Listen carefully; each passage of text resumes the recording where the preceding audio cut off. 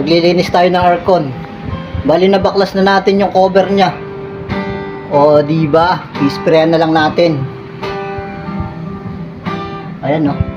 Gandang spray niyan dahil natanggal natin yung drain pan. Okay, mga ganito dapat ang mga content, hindi yung mga kabulastugan lang ang ginagawa. Dapat seryoso sa buhay.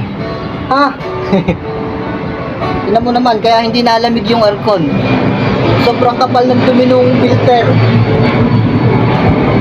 Ito yung kanyang drain pan. Ayan, oh. Napakadumi na rin, oh. Ito yung sumasahod sa tubig kapag nagmo-moist ang aircon.